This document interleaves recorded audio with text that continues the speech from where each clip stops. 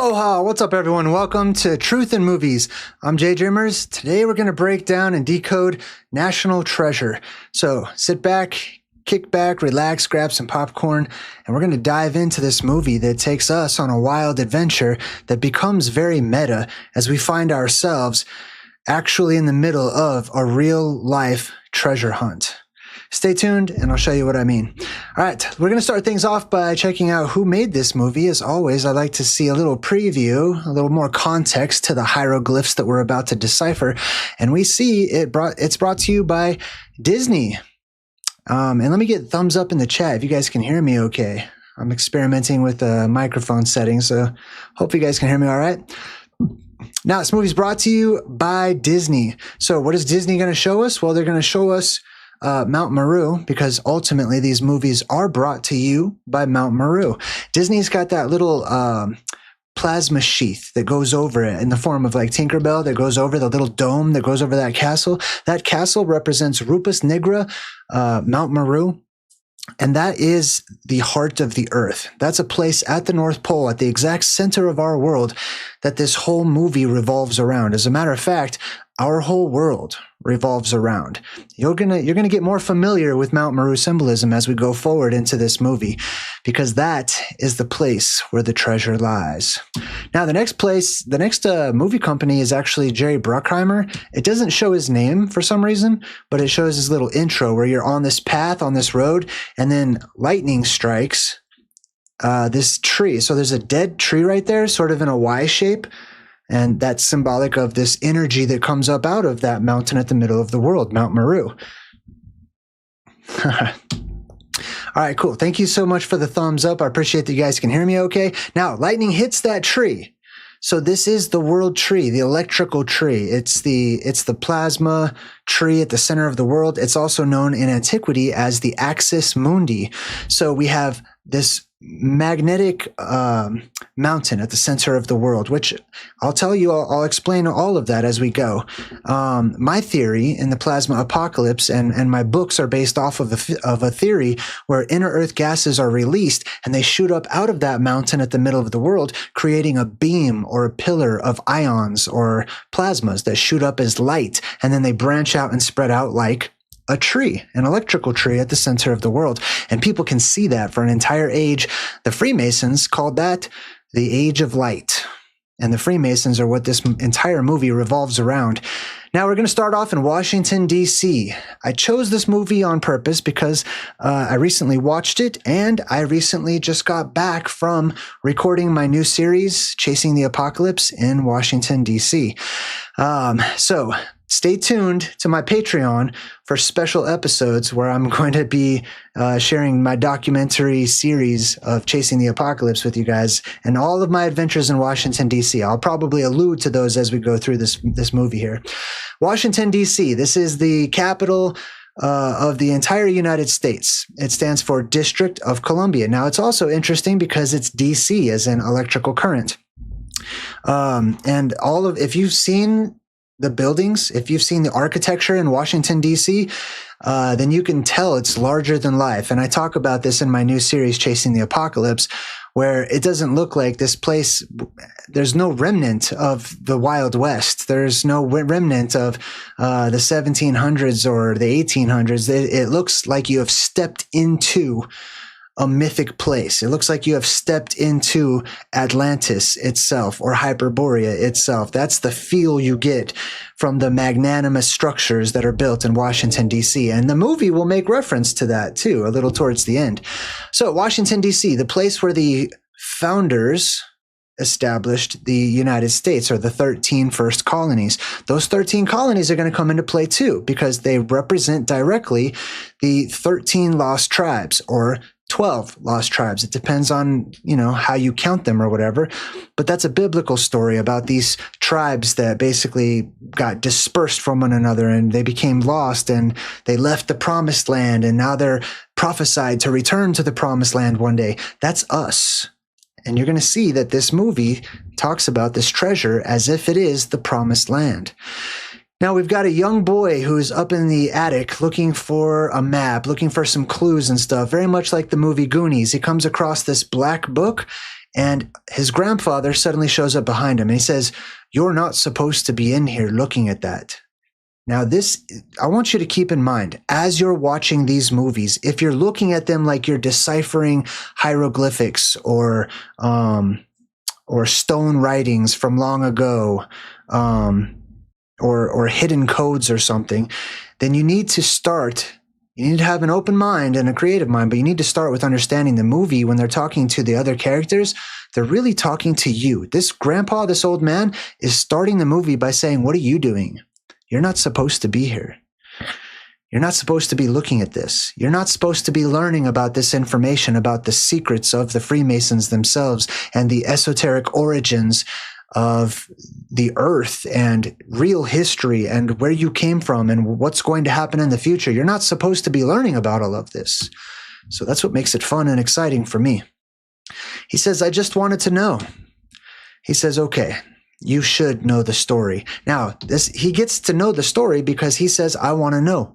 The truth seeker. Those of you who knock, those of you who are seeking and adventuring and looking for the answers, you're going to find them. You're going to find them in your time at just the right moments as little clues that are going to be left on your path that will help you out where you find yourself, where you are at that moment. And if you keep following those clues like a trail of breadcrumbs, eventually you'll find the treasure.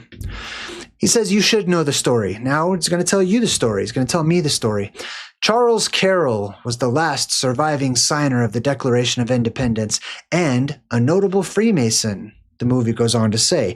Now we're starting with symbolism already. Notice the blue tinted light, okay? Charles Carroll is a double letter name, a C and a C, A, B, C. That's 3 and 3 together. C and the third letter of each alphabet. Sometimes it's C, sometimes it's G if it's Phoenician or Hebrew. It's the letter Gimel. These people's names will start with these letters to signify and symbolize certain esoteric things in this world. Primarily, the plasma volcano at the center of the world, or portions of the dome, or other events that happen in this world and other places that happen in this world. So Charles Carroll was the last surviving signer of the Declaration of Independence. Mount Maru, or 33 CC, okay? 33 CC, GG, WW, MM, they all stand for and symbolize the exact same thing in this world, which is a naturally made structure. It is the tallest, highest, loftiest mountain on Earth, and it is none of the mountains that you typically have heard about way out here in the 7 continents. It's a mountain at the center of the world, and it is created, self-created, every cycle by way of geoplasmas that erupt from the Earth. We'll come back to that in just a bit. So, it says he's the last signer of the Declaration of Independence. Notice the blue light. He was also a member of a secret society known as the Masons. Okay, so the Freemasons. In my second book, Return to Hyperborea, I go into great detail about the origin of the Freemasons, who they are and what their secrets are and why they need to have these secrets, or why they have secrets from the rest of us, and what their purpose is and their origins and stuff. He says, but Charles Carroll had a secret. And then he does this, almost like he's just saying, but the placement is directly under his eye.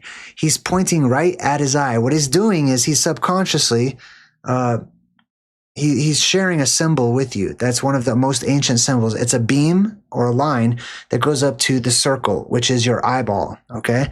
It's the beam or pillar that shoots up out of the earth and reaches up to this hanging apex dome of the firmament that is above that particular structure at the apex of the North Pole. Okay, or where the North Star should be. So he's doing this, and it's automatically cluing you into what he's going to be talking about and what the secret is. Charles Carroll, 33, had a secret, points to his eye. So he took into his confidence the one person that he could trust. My grandfather's grandfather. Pay attention. G, Aleph, Bet, Gimel. Gimel is G. It's the third. It's 33 again. And that's in Hebrew or Phoenician. Grandfather's grandfather, 33 again. Thomas Gates. So now he's saying this is his grandfather's grandfather, Thomas Gates, long ago, heard this guy's secret about the national treasure, this huge, elaborate treasure beyond all treasures, Thomas Gates. Why did they choose the name Thomas Gates? You're going to learn right now. The little boy says, "What's the secret?" And you're going to learn what the secret is too. He says, "A treasure. A treasure is the secret." Now, what is a treasure? Sometimes to some people it's gold, to some people it's money, to some people it's food, and some people it's love and all kinds of things, right? But what's the treasure in the movie? Well, let's talk about Thomas Gates and why his name was chosen. Thomas Gates inherited the secret. The name Thomas means twin. That's literally the name of the word. Actually, it's two words. The os at the end, or tamas, the as, is a suffix in antiquity, and it meant very strong or powerful, or it came over time to be our modern pluralizing, or more than one, okay? Which is more powerful than just one by itself, typically. So Thomas is the twin. Thomas Gates, the twin Gates. Thomas Gates. There was a Thomas in the Bible, obviously, probably one of the most famous ones ever, known as Doubting Thomas, but he had a twin brother. That's why his name biblically was Didymus, which also means twin. So even his name is a twin. It means twin, twin. So let's look at the etymology of Tom, which is really the root of Thomas. It literally means in Hebrew, tahom, which is twin. It means he's a twin. Here's the root word, Tav, Aleph, Mem, Tam, or you could say Tom, and it means twin. Now, it is also the root of some other words, but I'm going to tell you what the secret to the twin symbolism is.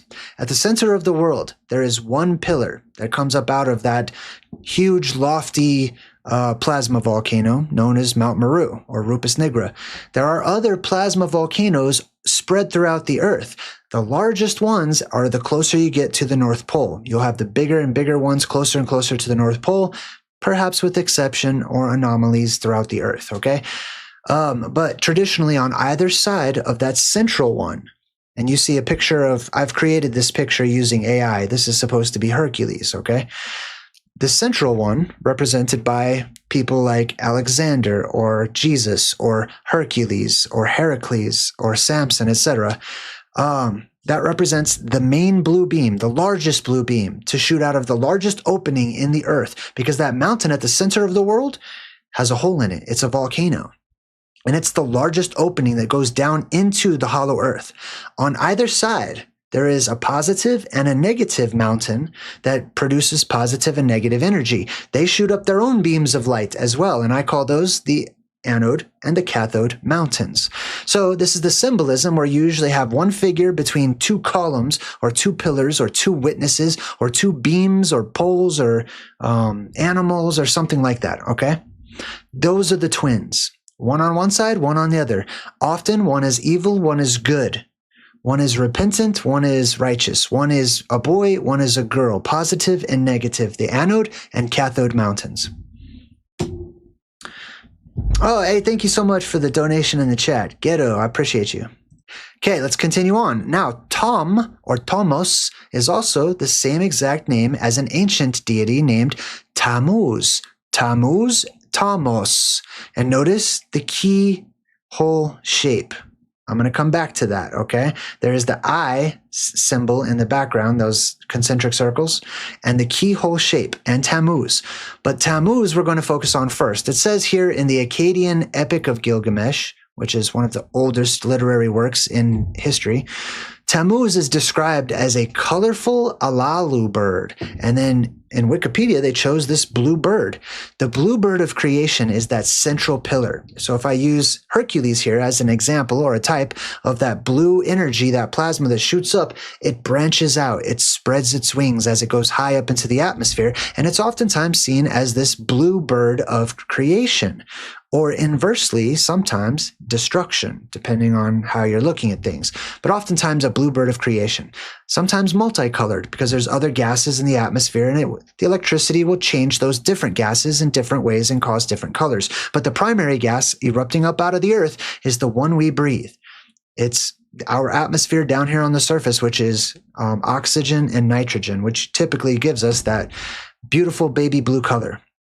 So Thomas Gates, remember, we're talking about the character. Tammuz Gates. Now, that would be interesting if we could find a connection between Tammuz, the god, and gates, actual doorways and gates. Thomas Gates, right? Well, I have. It says here that the Old Testament in the Bible contains numerous mentions of Tammuz, mentioning Tammuz by name. And it says here in quotes, "Then he brought me to the door of the gate of the Lord's house." The door of the gate of the Lord's house, where the Lord of this earth, the primary energy source of our world, where we are now, rests, where it resides, which is, I'm telling you right now, the North Pole at the exact center of our world, which was towards the north, as it says right there. That's where the temple is. That's where the seat of God, that's where the throne of God is, towards the north. Now, there were women there weeping for Tammuz because when this light retracts, it's seen as dying and going down into the underworld and going down into Hades or Sheol. And people cry because it has a severe effect on life up here on the surface. Whenever there's less energy up here, people get tired, the crops start to die, famines and plagues, start to develop, as it's now seen. It's no longer seen as the millennial reign or the 1,000-year reign of this age of light, or this savior energy, but it's now seen as a season of Satan or the adversary or the devil or evil now. And that's just because the energy just declines over time as that light retracts and it goes down into the hollow recesses of the world. It says here in the myth of Adapa, Dumuzid, which is another way of saying Tammuz, Dumuzid or Thomas, and another character are two doorkeepers of Anu, the god of the heavens. So we find that Tammuz is a doorkeeper. He guards the doorways, the entrances, the twin symbolism, the twin peaks, the twin towers. All of this revolves around the anode, the cathode, and Mount Maru right here in the center. That's why we have all of this pillar symbolism, especially throughout places like Washington, D.C., and other capitals around the world. Now, Hercules had his two pillars, the pillars of Hercules. They are always portrayed coming up out of the water. Okay?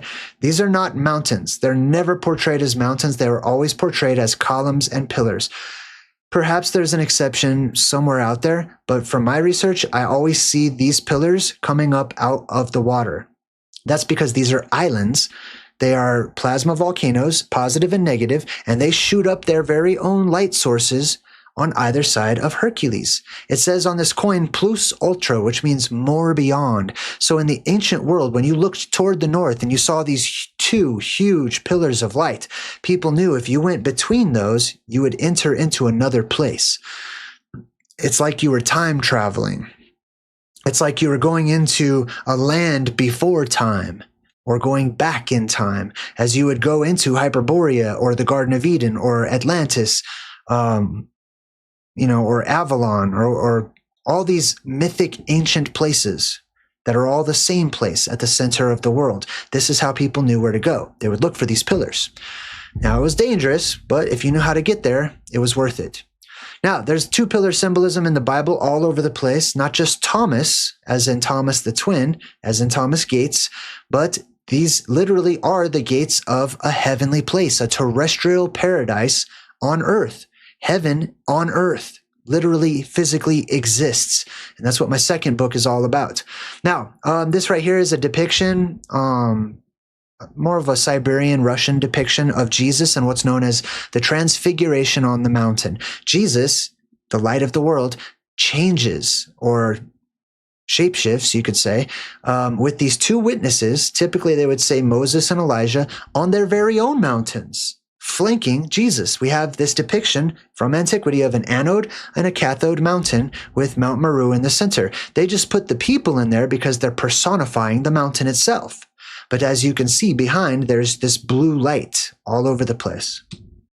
We also have the gates of heaven. Remember, we're talking about the main character's name, Thomas Gates, the twin gates, the twin pillars, the gates of heaven, the gates, the entryway into paradise. Not heaven as in the heavens up in the sky, but a terrestrial heaven on earth, a literal physical Garden of Eden, a paradise on earth. The Jesus symbolism is also prevalent. Jesus, like I said, being the light of the world. There are many lights in the world, just as the Old Testament says, there is a commandment not to worship other gods, implying there are other gods, not like, and I don't want to get too deep or off track. I'm not talking about the ultimate creator. I'm just talking about in antiquity, people saw these phenomenons of power, which are these geoplasmas and heavenly lights that came down during this plasma apocalyptic event, and people called them gods.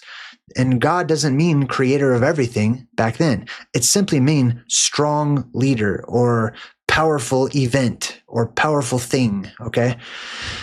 We have a different concept of that in the modern age. Now, Jesus says, I am the gate. So Thomas Gates, the twins of the gate, the opening, the portal in this world. And there are two portals to get in or out of this world. One is on the surface, one is in the sky. Thomas Gates, the one who inherited the secret. Okay? So we start in the middle with the guy whose name starts with CC, which is 33, which is Mount Maru, which is the center of our realm. Now the secret is being spread. The good news, the gospel, the secret is being spread outwardly as it goes next to the twins and those people who lived on those outer islands. And then it will spread from them even further south in all directions. He says it's a treasure beyond all imagining, and it is. And then the camera fades and we see ancient Egypt, and it looks like they're trying to build the pyramids there, but they're not quite done. So it creates literally an unfinished pyramid and the all-seeing eye directly above it as the grandfather's eye is fading from view, purposefully done. Why? Because of what this represents. They're talking to you about the treasure of all treasures, and the next thing they show you is the unfinished pyramid and the all-seeing eye.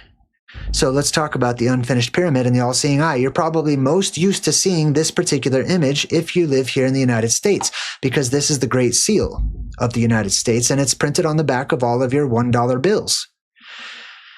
It is the unfinished pyramid with the all-seeing eye above it. What this represents is a plasma volcano. The volcano is the unfinished pyramid. It is nature's pyramid. And it will always be unfinished, okay? Because there's a hole at the top. The delta, or the triangle that you see above, is a delta, and the delta is a door, or you can say dalet in Phoenician or Hebrew, and it means door. So this is a door or an opening in the sky in the shape of an eyeball or a bowl that is up there attached to the firmament or dome that is above us. There's the dome, and then there is a bowl at the very top, or a hanging portion of that dome that I call the apex dome. That is the all-seeing eye. Now, I'm going to move forward just for the sake of time, okay? But if you want more information on this, feel free to go check out my Plasma Apocalypse playlist. Click on the very first video that says Start Here, and you'll get the gist of it real quick. Now, this is a $50 bill back in 1778, which was probably worth about $1.5 thousand back in 1778. And it shows you the unfinished pyramid. And it says perennis. This is where we get the word perennial for like plants that stay green all year long. It means eternal, basically. It means, eternal implies age lasting or everlasting. In the old world, if you said for and ever, it didn't mean infinitely. It meant for a very, very, very long period of time, which is an age. And an age is when that light of the world shoots up to when it dies. That's how long an age would last. And different ages last different periods of time. Or inversely, from the time it died to the time it rises again. And that would be a new age. That would be another age. So that's the same word here, perennis. This mountain, this unfinished pyramid will last for an age, and then it will disappear, as it has disappeared today. Obviously, people don't talk about Mount Maru or Rupus Nigra or a magnetic mountain at the center of the world where all of your compasses point right at, because it has disappeared. but it will return. It always returns. Here's the original Great Seal of the United States of America. And at the top, it says Dio favente, which essentially translates into God's favor. So this is a favor or a gift of God. Dio favente perennes, or the favor of the ages. Okay, and you see these are steps that go all the way up to the all-seeing eye. That is not a man-made pyramid. Men have made pyramids replicating what nature has made, and I will show you what I mean. It is this right here. These are commonly referred to as basalt columns or basalt pillars. They are rocky metallic structures that are usually hexagonal in shape. So if you were to look at the tops of these little stairways, you would see little hexagons or tiles. Nature made this. Nature made tiles. Nature pulled these structures up from the earth itself. And these are the steps to this unfinished pyramid right here. Okay, at the center of the world. This is what Mount Maru looks like. Rupus nigra means dark mountain or black mountain. At the center of the world, I'll show you a picture of it on a map here in a minute. At the center of the world, it doesn't look like this. The mountain is made out of this, but over time it starts to rust because these have metal inside of them, and that metal starts to rust and it turns dark and it has a varnish on it, so it kind of turns black and it becomes very magnetic, because it literally contains magnetite. And in the old world, whenever the electricity was running through this mountain, that electricity cleaned it. So it got rid of all of that rust. Just in the same way you can take a rusty frying pan, run electricity through it, and it will get rid of all of the rust, and it will be shiny and silvery instead of dark and black. But that's why it's called Rupus nigra, is because when men visited it, that was the time whenever that beam had been retracted. It was no longer there. Or it had been retracted long enough that the mountain became very rusty. Basalt columns, pillars, magnetite. So basalt pillars, just like the ones you see right here, are made of iron and magnesium, meaning it often contains microscopic magnetic iron titanium oxides like magnetite. Magnetite is just a fancy word for a magnet, which gives it, the basalt, a weak natural magnetic signature. Well, weak if it's in small amounts, but not at the center of the world. We're talking about a city-sized mountain, okay, that's gigantic. That's why your compasses point towards it. Now, back to the movie. We're talking about Thomas Gates and his secrets. It says a treasure that had been fought over for centuries. So this treasure, the secret of the center of the world and the Garden of Eden, etc., and I'll tell you why that's so valuable, was fought over by tyrants, by pharaohs, by emperors, by warlords. Basically, the people who control the earth have been fighting over this particular piece of land since time immemorial, forever and ever. Every age, from age to age, people fight over this land as there is a race to Mount Maru at the end of every apocalyptic cycle, and people try to get there to lock in their place because there's something that happens to keep people out.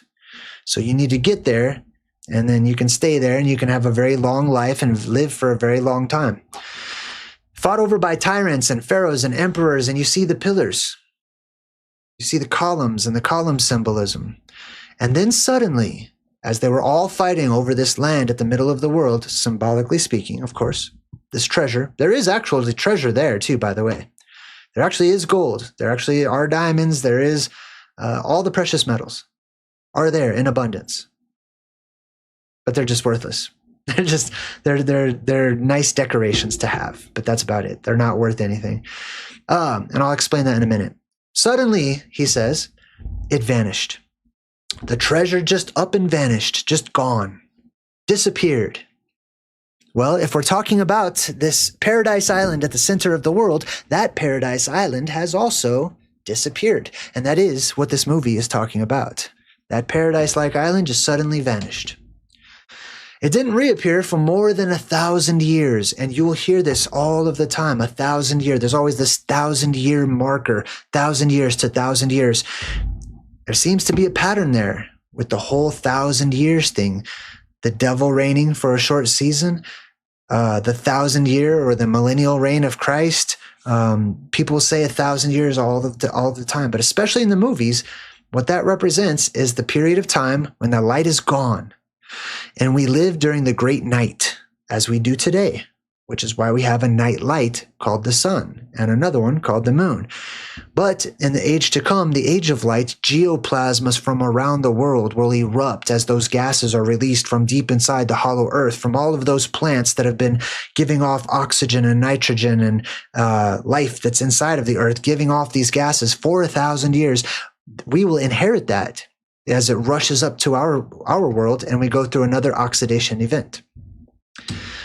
So you see the Knights Templar carving in there. It didn't reappear for 1,000 years when the Knights from the First Crusade discovered secret vaults beneath the Temple of Solomon. The Temple of Solomon, symbolically speaking, if we're looking at through the lens of the plasma apocalypse, is the same temple. That temple, that third temple in prophecy that many Christians today are waiting to be rebuilt or whatever, will not be rebuilt by the hands of men. It will be rebuilt by Mother Nature. It will be rebuilt by the God of this world. It will be rebuilt by natural means, not by any human hand will not touch the temple that is supposed to be the house of God, as it should be. And that is, of course, Rupus Nigra, that mountain at the center of the world. It builds itself. It creates itself. But there are vaults underneath that temple. The temple of the soul Oman, the soul of man, or the solo man, you could say, the one man, okay? The first man. That first man symbolism is that beam of light that shoots up. There's a plasma sheath that wraps around the Garden of Eden in Hyperborea. It looks like a little plasma dome.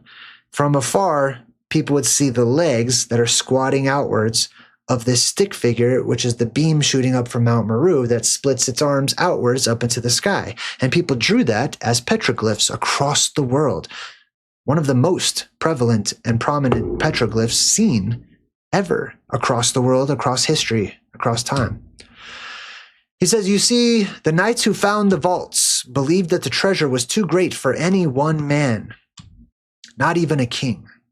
So now we're learning that there's this sort of secret society that believes that this place, this land, this treasure should not be inherited by one family, but should be shared by many different families, by many different multitudes or peoples or nations.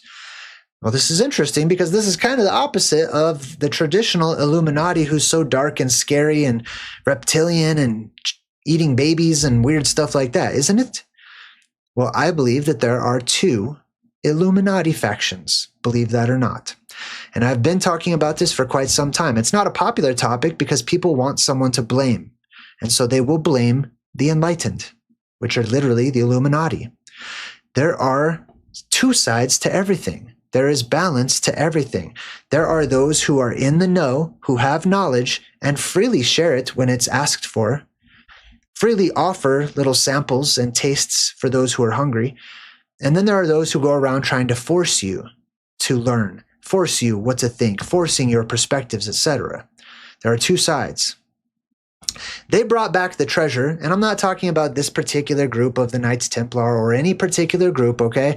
I'm just saying in general, there are two sides, okay? Good and evil, and there always has been and there always will be. They brought back the treasure to Europe, and they took the name the Knights Templar, which means the Knights of the Temple, basically. The protectors of the temple. They all raised their swords to make this oath. This is symbolic of the other blue beams that surround that island at the center of the world. And people will see them as these elders that are sort of living up there or sitting around their central follower, their central leader. Over the next century, they smuggled it, being the treasure, okay, out of Europe. Now take a look at the Knights Templar boats over here. You can see this, their symbol. This is the cross, okay? It's literally an X. It's more of an X than it is a cross originally. Now we have a cruciform. Originally it was more of a cross shape. This is the reason why they chose that shape. X marks the spot. There's an X which are these 4 rivers, which are the 4 rivers of paradise, as mentioned in the book of Genesis. And there is a spot, being a circle, right in the middle of that X. The X marks the spot, the place where the treasure is buried. That's what people literally say when they're looking on a treasure map, looking for buried treasure. This is the treasure that is buried. This is the ultimate treasure, the best, most valuable thing you can physically gain in this world, in this lifetime on Earth. Okay? Aside from like love and your personal beliefs or whatever, I'm talking about just pure physical inheriting something, getting something of value. This place is it. Why? Because of the energy that exists on this island, eradicates disease. It will keep you young looking and young for hundreds and hundreds of years. You will not grow old. If you are old, your aging will reverse. You will be happy. You will be on cloud 9 all of the time. You will be energized. You'll have so much energy. It'll be amazing. Okay. It's literally paradise on earth. Here's also another form of the cross. Oftentimes you'll see that same circle right in there. I think it's even called an ionic cross or something of that effect. And you can see the knights that wore that. They would have the red cross. Okay. The cross marking this place. The red is the color of the plasma sheath that goes up and over and around this island. The plasma dome, remember I was saying Hyperborea, Atlantis is protected by a dome of energy? Well, it is. And it moves around. It chases its own tail as it follows a circuit. It is the Ouroboros of the center of the world. Some people will see it as a monster or a beast when it rises back up out of the ocean. People will call it good. Some people will call it bad. That's all perspective. It is what it is. And what it is it is a red marker of the center of the world, that cross. And it's a place of healing, which is why we have this particular logo for healing, the Red Cross, the place to go to be healed or saved, or however you want to say it. So they formed a new brotherhood called the Freemasons. In honor of the builders of the Great Temple, the Freemasons. Now, what the movie is implying is that human beings built the Great Temple, which they're implying is a pyramid, even though it's not. It would never be a pyramid. What it is a type of pyramid. The word pyramid means fire or light amid or on the inside of, light inside of. That is what this is a volcano. Whether it's full of lava that is illuminating, self-illuminating, or whether it's full of plasma. These volcanoes today are full of lava, and you wonder why people live on islands that are active volcanoes. Well, the reason why is because every other cycle, they're not active regular volcanoes with lava. They're not dangerous. They're actually places of power, places that are small versions of the Garden of Eden itself. And people want to live as close to that or even actually inside of it if possible, because those are cold geoplasmas. They won't get electrocuted. They will have many of the wonderful byproducts and benefits that some of the people at the center of the world in the Garden of Eden will have. Nothing even remotely as powerful or as strong, but you get a little taste of it if you live near one of these volcanoes. And that's why people settled on active volcanoes. And today, people don't understand because they have lost sight of the ancient world and the geoplasmas that once erupted from those volcanoes. Now, after that treasure disappeared, or after that island sank down into the ocean, or after that mountain at the center of the world disappeared, war followed. This is because the energy is dwindling in our world. When the energy is at high, we have a golden age. When the energy is at high, we have peace. For the most part. When that energy starts to go away, people become corrupted. Physically, actually corrupted, like corrupt. They become just as rusted as the mountain at the middle of the world. Slowly and over time, they degrade their morality, their spiritual awareness and sensitivities. Everything starts to degrade. War will follow. Violence will follow. Death and destruction will follow. By the time of the American Revolution, it says, the treasure had been hidden again. Now, could this be an actual hearkening to when the last time people saw that blue light off in the distance towards the north?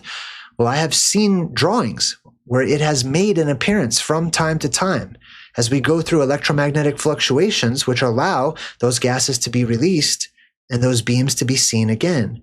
But is it the great cycle? No, not the great cycle. That's on the way. We have little fluctuations which produce cataclysms, like small changes in comparison to an apocalyptic event, which is an all-encompassing worldwide change. By then, the Masons included George Washington, Benjamin Franklin, and Paul Revere. Now, I have thoughts on those guys. I definitely have thoughts on George Washington. I share all of that in my new series, Chasing the Apocalypse, which is going to come out this summer on my Patreon. So if you're join my Patreon, you'll have access to Chasing the Apocalypse and all the wonderful places that I'll be visiting, as well as that Washington, D.C. trip. George Washington, Benjamin Franklin, Paul Revere. And here you go, George Washington as a Freemason. Now, personally, I believe George Washington is a mascot for Freemasonry. I'm not convinced, personally, that he ever existed as an individual human being that was born on Earth. I think he's more like a mascot. I've got reasons for that, but I don't want to get too off course from the movie. Benjamin Franklin, also a notable Freemason, right? He's the electricity guy, allegedly. I'll come back to that. And then, of course, we have Paul Revere, who famously ran on his horse saying, "The British are coming. The British are coming." And I'm gonna cast some light on the whole British and Revolutionary War thing too in a bit. He says, so they devised a series of clues and maps to the treasure's location. This is something you can use, which is my second book, if you're interested in your own little treasure map. Okay, this is basically my version of a treasure map that details where the treasure is, where this most valuable thing on Earth is located, and what it looks like, and what it smells like, and what you can eat there, and everything. I've detailed it in my second book. This is my first book, which goes over all the details of the plasma apocalypse, and you can find this on my website, JayDreamerZ.com. Over time, the clues were lost or forgotten. Over time, people forgot all about this land at the center of the world. Over time, people forgot all about the old age, a time of fantasy and fiction and magic and wonders to behold. As that energy dwindled, so did our neural capacity to think. And people's thinking became dimmer and dimmer and dimmer. And we're to the point today where you can't even remember what you had for lunch 3 days ago. You can't. You walk into a room and you forget why you walked into the room. You have to sleep for hours upon hours upon hours. You get hungry and need to put things in your body in order to just have energy. We have to create and invent drinks that are called energy drinks. We are low on energy, and that is an indicator that we're about to be fed. Okay? We are crying out for nourishment. We are hungry. We are thirsty collectively, and Mother Earth will provide. And there will be a rush and an influx of energy in a short amount of time. Now, it says here, the secret lies with Charlotte. That was the only clue left as to where this big treasure was. The secret lies with Charlotte. What does that mean? Well, let's look up the words. Etymology is one of my favorite tools when reading these treasure maps, okay? And reverse engineering history. Not to be confused with entomology, which is the study of bugs. Etymology. Now, if we look up the name Charlotte, it says here, it is a diminutive form of Charles. That just means a female form or a smaller form of Charles, even though it's a larger word. So we look up Charles. What does Charles mean? The secret lies with Charlotte, so the secret lies with Charles. It says to see Carroll, and it says Charles means husband. But what does Carroll mean? We're going back in time here. Carroll means free man. You see that? A male or a free man. Somebody who is free, a free person. This harkens to the idea of the Freemasons, the free people that live and build their own houses, or if they're nomadic, take their houses with them as they travel. They were nomadic. They were free to roam about the world. They didn't just settle down and stay in one spot. They were explorers. The secret lies with Charlotte. That was the clue. And the little boy, as the true seeker should, says, who's Charlotte? The Freemasons among our founding fathers left us clues. They left us clues, he says, and he busts out a dollar bill like these. These are clues. The movie is telling you that this is a clue. Have you ever even thought about a dollar bill? No, nobody thinks about a dollar bill. They're just like, what is that? Well, it's just a dollar bill. Well, why does it look like that? That's just how they made a dollar bill look. That is, the door is shut. Okay? If you're interested at all, if you're coming with me to find the treasure and you say that's just a dollar bill, that's just the way they made it, I just lost you on the trip. Or you just got voted out. Okay? You're gone. Because this is not just anything. All of these signs and symbols and everything on here has meaning and has purpose. It is not just a fancy, pretty thing to look at. Okay? Starting with the symbol for Mount Maru itself. That is the mountain. This is the mother. This is the physical portion, Mother Earth, that gives birth to this, which is the light of the world that shoots up as that bird of creation, that cosmic bird of creation. It's not the eagle because America has so many eagles or whatever. It's the phoenix.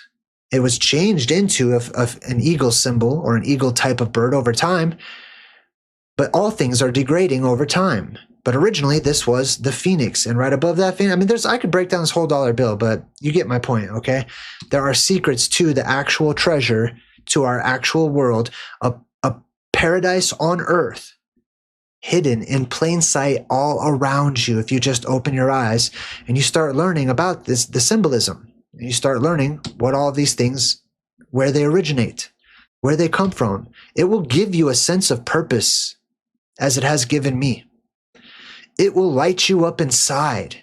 You will see things anew and fresh, and the world we live in will no longer be so monotonous and boring and pointless. I promise. Symbols of the Knights Templar, guardians of the treasure, are on the dollar bill, he says. They're speaking to us through these. And then his son, the kid's dad, comes in and he goes, you mean laughing at us? You know what that dollar represents? Sorry, I just got a notification.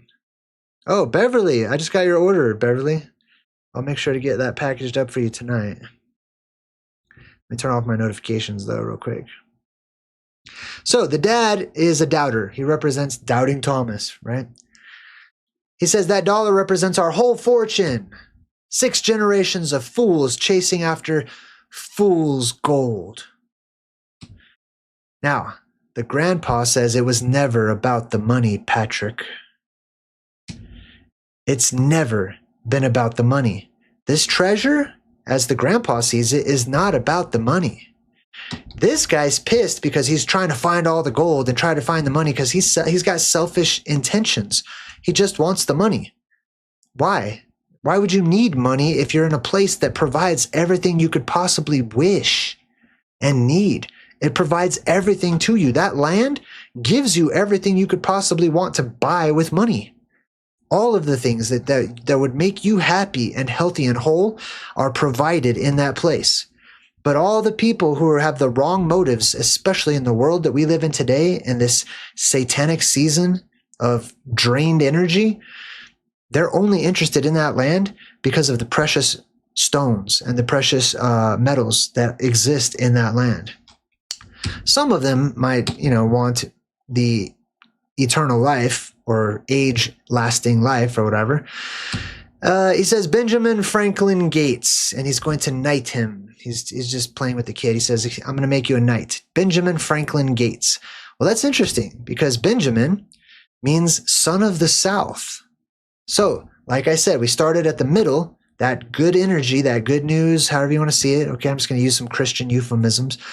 But that good energy starts in the middle, at the light of the world, at Rupus Nigra, at Mount Maru. And then it spreads to the twins, to Thomas, or to the outlying islands just outside of the Garden of Eden. And then from there, those survivors who live on those islands, up near like Greenland and Canada and northern Siberia and northern Alaska and even further than that, it spreads out to the rest of the Southlands. Benjamin means son of the South. He is being commissioned to go spread this good news throughout the rest of the world, which is the Southlands. If you're coming from the North Pole, every direction is south. Okay?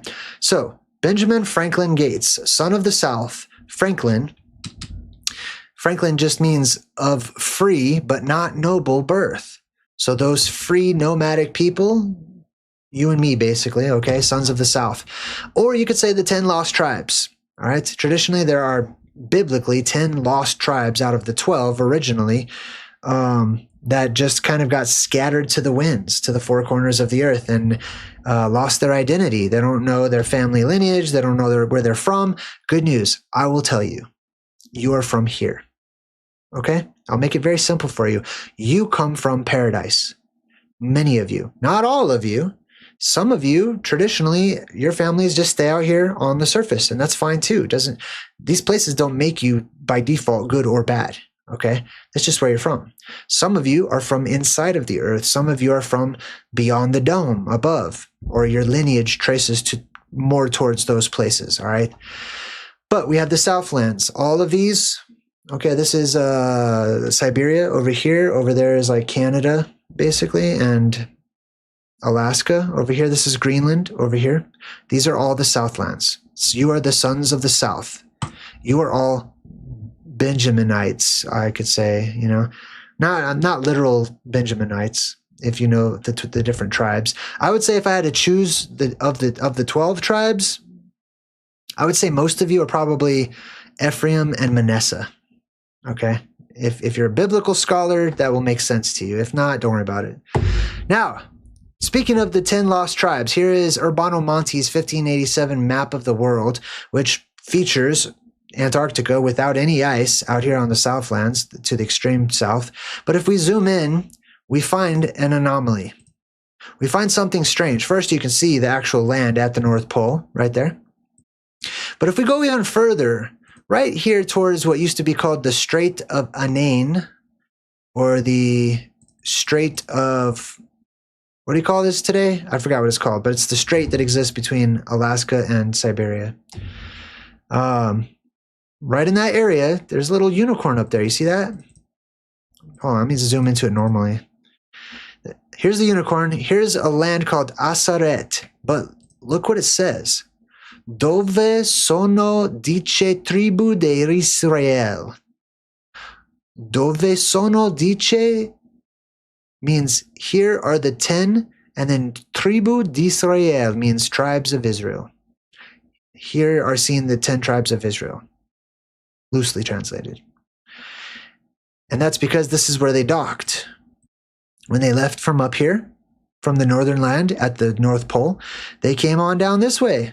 That's why this ocean over here is literally called the Tartarian Sea. The Mare Tartaro. Tartar implies in the old world, tree of trees. That's where tar comes from on trees. It means tree. Okay? It comes from the Proto-Indo-European word deru, or daru, or tara, or terra, etc. So tree of trees, the people from the tree of trees, the Tartarians, is one of the tribes. They came down from the north, from, this is the Euphrates River, the original Euphrates River. They stop on one of these anode or cathode islands over here. They keep on going, and they settle right here. Here are seen the 10 tribes of Israel. Boom. All right. Oh, here's the translation. Just in case, you know, you don't want to take my word for it. You can look it up yourself too. We haven't even got to the title of the movie yet. Are you guys having a good time? Are you not entertained? Is there no one else? I love doing this. Don't you love it? I don't want to, we're going to pick it up a bit, okay? I don't like to take up you guys' time too much, but I do enjoy this time that I share with you. I love these little breadcrumbs. I'm hungry. I'm hungry, man. I'm so energetically, spiritually, mentally hungry. Aren't you?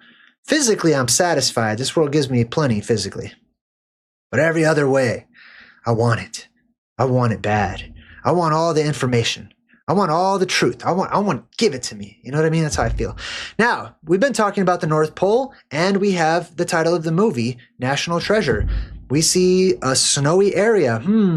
Could it be the North Pole? I don't know. Maybe it's Antarctica. You never know. Maybe I could be. I don't want to put my hopes and dreams into the movie and project what I'm thinking it might be onto the movie without verifying. So let's verify.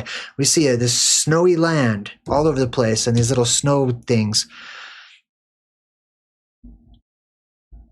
And then the main character says, I was thinking about Henson and Peary crossing this kind of terrain. So this is Nicolas Cage's character. I was thinking about Henson and Peary crossing this type of terrain. Well, Henson and Peary are traditionally the first two people to have reached the North Pole in modern times, at the very least. I'm sure people have been there many times, but in academics, they don't believe in any of those stories. They just think that's fiction. Henson and Peary.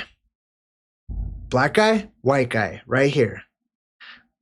Henson didn't get a lot of, fame because he was black during a time when it wasn't popular to be black, but the dude spoke Inuit, so he was like indispensable on the trip, and he was good at other things too. Henson and Peary. Peary, this newspaper article says, tells the world he found the North Pole, no trace to show that Dr. Cook preceded him. There was this big debate about who got there first. But this is where the movie takes you, directly to a reference to the North Pole. So I know we're on the right track. He says, with nothing more than sleds and dogs on feet. Well, how did Henson and Peary do it with nothing more than sleds and dogs on feet unless there's land up there? Because, which is it? Internet, is the North Pole watery like as seen in Google Earth? Or is the North Pole full of ice all over the place like you see in some other maps? These are the two different North Poles that you will see all of the time. Sometimes when it fits their agenda and their story, there's lots of ice up there and you can just walk to the North Pole. Other times they say, oh, no, the ice is gone. And then some people will say, well, you're not intelligent enough to understand that the ice just melts sometimes and then it comes back sometimes or whatever. That's no ice, okay? Can I just point that out? Now, the ice is melting, though. I will. That's a different story, because that gets into the omen of the sun scorching the earth, which is happening right now. Here we go. Here's confirmation. North of the Arctic Circle, present day. So here we actually are, on our way up here to the North Pole in the movie, looking for the treasure of all treasures. We're verifying as we go. This is like using the scientific method, but for comparative mythology and movies, right? And I get it. If you're the type of person that, you think that it's rubbish to just pull some kind of truth out of the movies and think that the movies are actually real. Hey, good on you. That's great. I wish you the best in life. It's not, I don't need your religion. I don't need your belief system that you're trying to enforce upon me. Nor do I care about anyone's insults that, oh, this guy gets all his information from movies. I've heard that a few times. I'm okay with that. If it's true, I don't care where it comes from. If it's true, it's true. And I share it with you. All right, so they stop. They have found the place where they need to be. Now notice that they have purposefully chosen a location that's surrounded by mountains. So we're at the North Pole. We're in a location that is surrounded by mountains. This implies... This is a hint of that polar land that I showed you on the map, and I'll keep showing you throughout the course of this presentation. So he starts to dig under the ice because the secret, the key, okay, the treasure will be under the ice. It is under the ice right now. It is under the water right now, and it will rise up from those waters. He digs in and he sees a bell, and it says Charlotte. Remember, the secret lies with Charlotte. He says, hello, beautiful. Now he goes underneath this boat. So it's a boat that he found, and this is a bell on the boat. Okay. So the boat's buried under the ice, and then now we're under the ice of the boat. Notice the blue light once again, because symbolically, we're not in a boat. Symbolically, we are in the ark. We are in the boat, which is Noah's boat. It's not a boat at all. It's just a container. We are in Rupus Nigra, symbolically speaking. We keep visiting there time and time again. This movie will take you to Rupus Nigra, and then it'll force you away. It'll take you right back there. It'll force you away. But you don't recognize it because you're waiting for some sort of huge end of the movie unveiling. But in reality, if you're paying attention, they're showing you the big story time and time again in all these little microscopic versions of the bigger picture. They find a clue. They open up a package, and right in the middle, there is the phoenix. You know it's the phoenix because of how it spreads its wings like that. That's an unnatural position for any natural bird to do.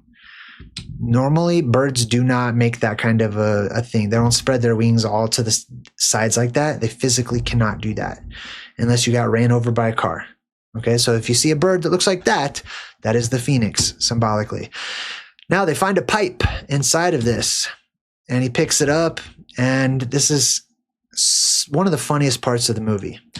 This guy in the background is like, what is that? Is it $1 billion pipe? Because he's looking for the treasure. He just cares about the money, you know what I mean? So he's hoping this is like the treasure that's worth $1 billion. Now, he uses the pipe, he breaks it apart, he puts some of his blood on it, and he rolls the pipe over a piece of paper because there's a secret message hidden on the pipe, right? Now, a pipe is also another way, symbolically, of saying a pole, a pillar, a beam, a filament, a conduit, etc., okay? It's the same symbolic element. Now, here is the clue. Now, this is where we're going to go deeper right now. If you guys are ready, if you can handle it, if you're ready to do some treasure hunting with me, this is where it's going to get a little meta, okay? This is where it's going to pull you into the movie as one of the main characters if you choose to be. So, let's go. There's a riddle that the pipe reveals, and it says, the legend writ, the stain affected, the key in silence undetected. 55 in iron pen, Mr. Matlock can't offend. Now, if you're just watching the movie and you're just entertained and you're just having a good time, the movie will tell you what all that means, and it'll tell you right away. But I'm telling you, the movie never told you what it actually means. If this movie really is ran by Freemasons, do you think they're just going to come right out and tell you the literal meaning of the riddle they just gave to you? No. They're going to give you a false story. They're going to give you a pseudo answer, a pretend, a fake answer, a fake clue, which they literally do that in this movie. So let's break it down ourselves, okay? Now here's the actual thing. They show this later on in the movie. We'll start at the top. The legend writ. That writ just means written, something that was written out, okay? The story, the legend. What legend? The legend. It's the legend of creation, the start of everything, because the beginning of everything in a closed system like our world determines all of history. It is the first domino that hits and affects all of the other ones. It is the butterfly effect's very beginning, okay? The creation and destruction event is the legend, all right? The legend writ, or written. The stain affected. Well, now we need to figure out what that means. The stain affected? Forget about what the movie teaches you that this means. Hear me out for a second. What is the stain? In order to know what the stain is, we need to look up the word stain and find its origin. I looked up the word stain, and we find the word stone, or stein, or you could say steen. It means stone. The word stain means stone originally. Why is that? Because it's also connected to and meant a mineral blue. Well, what is mineral blue? It is a blue mineral that gave a blue stain. People would grind it up into blue powder, this rock, put a little water in it, and you have a type of blue ink or stain or whatever. So stone, stein, stain, all the same word originally. But let's take a closer look at mineral blue. Now, keep in mind, this is what we're studying, the stain affected. We're just going on stain right now. And the legend is that legend about that holy mountain at the center of the world that shoots up that blue beam of light into our skies and brings about the golden age. That is the treasure. That is the cave of wonders, the cave of treasures, the cave of saviors, and so on and so forth, okay? The stain affected. Stain means stone. What stone? Mineral blue. Mineral blue is this stone right here. It's called azure or azurite. Azurite. Interesting. You put an in at the beginning of that, and that sounds kind of like somebody's hometown, doesn't it? or it sounds like somebody who's from a certain place. Azurite is this blue stone. Let's go deeper. Azurite, you can see this blue color of this stone. If we look up the word azure, because ite is just a suffix, we see it is from a false separation of medieval Latin lazur or lazuri. And the L, it goes on to say, is just the article L, which is la. It means the in French, okay? So le or la, azur. That's where they get this word, lazur, lazuri, the azure. And azure means sky blue in color. Well, that's interesting. The blue sky, the blue color is what it means. And I'm like, lazur, interesting. That sounds a lot like this guy's name, Lazar us. This O-S, this U-S at the end just means strong. It's a prefix meaning powerful or strong or very or things like that. This is Lazarus. Lazarus was one of the people in the Bible who was resurrected before Jesus himself was even resurrected. I believe that's true. Anyways, Lazarus was dead for 4 days in a cave, and then he was called out by Jesus, and he woke up, and he was resurrected. Lazur, the blue, right? So the blue beam itself causing resurrection to occur. That will happen in our world. The dead are going to come back to life. There will be a zombie apocalypse. Depending on how you look at it, the dead are going to come back to life. And I'm going to talk more about that as we get into the cathedral scenes of the movie. Now, let's break down azur. Azur. Az means strong or fierce, you could say. And then or ur, U-R, sometimes it's spelled in English, it means light. Strong light, fierce light, or fierce fire. This is the city where the biblical patriarch Abraham came from, where he was born, the city of Ur, the city of light, literally a place of power, a place where the light came up out of the earth, the geoplasmas came up out of the earth. And if you read the story of Abraham in the book of Joshua, it actually talks about how he was thrown into this fire and he didn't burn, in the same way as Daniel was thrown into the lion's den, etc. But yeah, the whole Shadrach, Meshach, and Abednego, this is his story foreshadowed that one. Or you could say Hananiah, Azariah, and Mishael. Anyways, the legend writ, that is the legend of creation, the terrestrial paradise on earth, the stories about it, the stain affected. The stain is the stone. The stone is the stone at the center of our world. It is the stone that has the sword that comes up out of it, Excalibur. That blue light that comes up out of that rock is seen as the sword, okay? The stone affected. Affected essentially means created, okay? So the story of creation. Now, the next one, the key in silence undetected. This is very simple. Craig, thank you so much for your super chat sticker. I appreciate it. Thank you. The key in silence undetected. The key of our world, the key of understanding and making sense of all things here on earth, our history, who we are, our purpose, and our future. There is a key. There is literally a place on earth, and you need the key in order to go into that doorway, or to go down into the earth, or to leave the world behind and go up through the dome. This is Janus. He is one of the ancient pagan gods, most notable for having the two faces, or the Hurley symbol right here in the middle, his beard and his hair touching, making what looks like an X. We'll come back to the X as well. This is the crescent moon shape. This is the apex dome. This is literally the top of the sky. Okay? And the key. The key in silence undetected. The key is the center of the world. That's the key to understanding every single conspiracy, all of our history, everything is understanding the beginning. If you do not understand the beginning and the creation event, everything else is going to be warped, okay?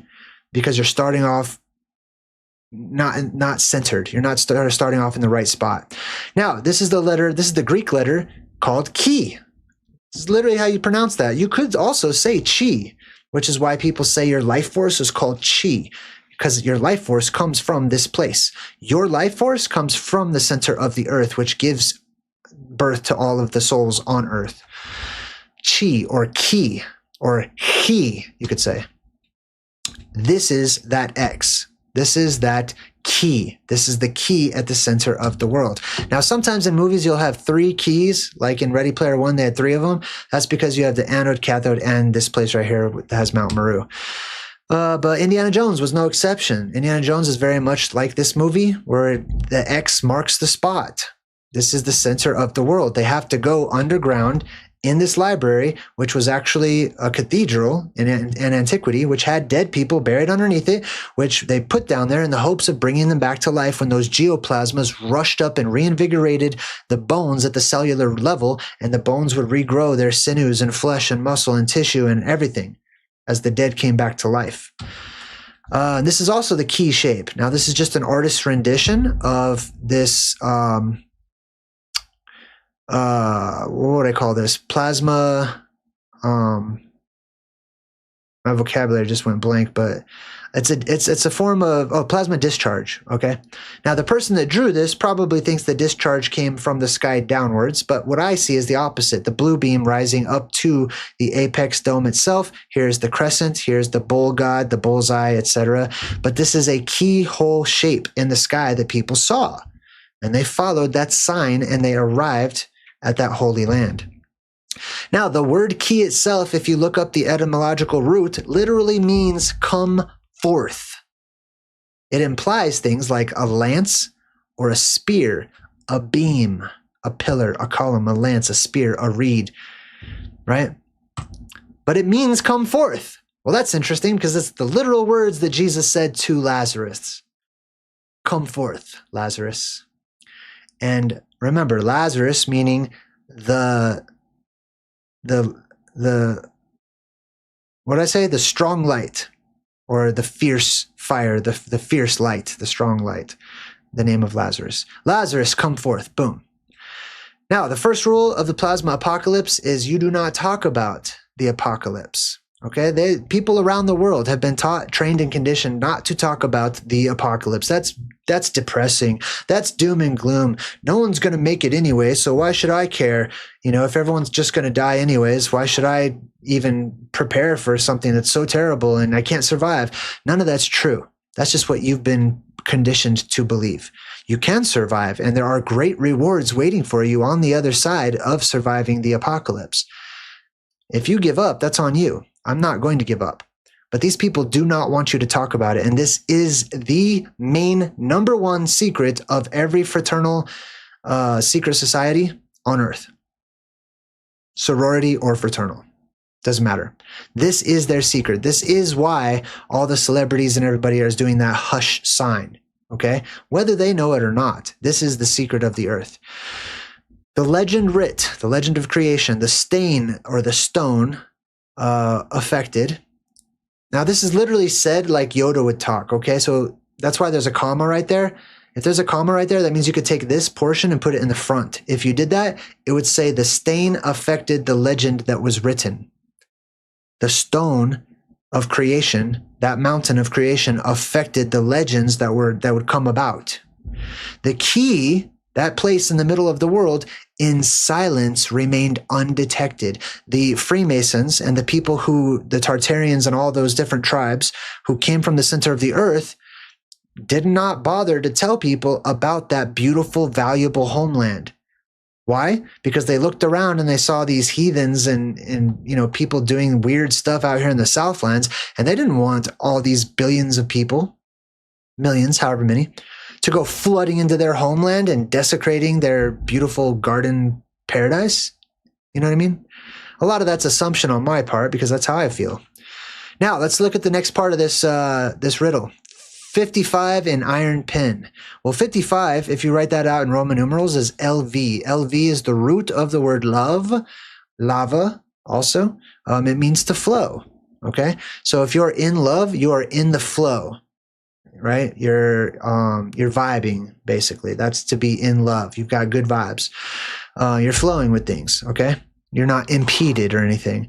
That's also why they call it the loo, the bathroom. Some of you guys over in the UK and other places, when you go to the bathroom, you don't say bathroom. That sounds weird to you because some of you don't even have baths in that room, but you call it the loo.